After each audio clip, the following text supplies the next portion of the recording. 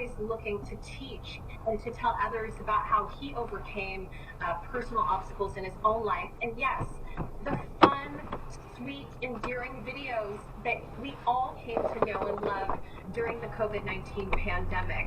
And in those videos, he would talk so often about his mother and his family, and God and religion. He also loved music. He released a gospel album not too long ago. He was a judge on The Masked Singer. I mean, also, let me point out, because he was a busy guy, currently he was on a TV show called Call Me Kat.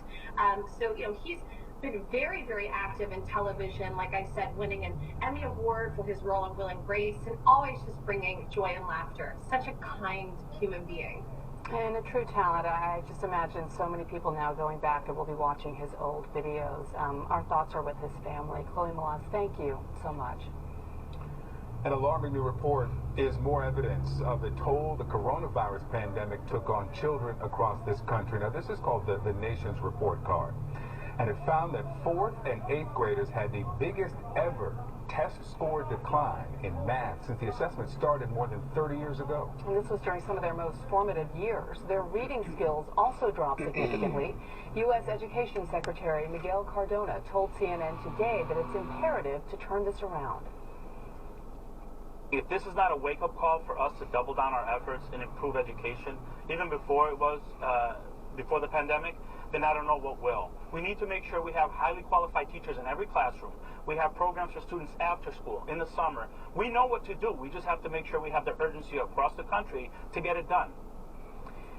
CNN's Gabe Cohen has more on what this new data shows.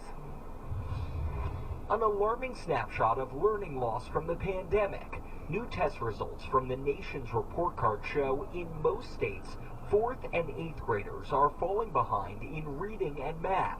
The math scores are historic, the worst decline ever recorded, with roughly 25% of 4th graders and 38% of 8th graders performing below the basic level, the lowest of the 3 achievement levels for the test. Students who are already struggling in school showed the most dramatic drop-off. Secretary of Education Miguel Cardona calling the results appalling and unacceptable. They were isolated for a year and a half to 2 years. That's a huge, huge problem. Michelle Burke is an 8th grade teacher on Long Island and has a daughter in 8th grade. My daughter is struggling in math exponentially.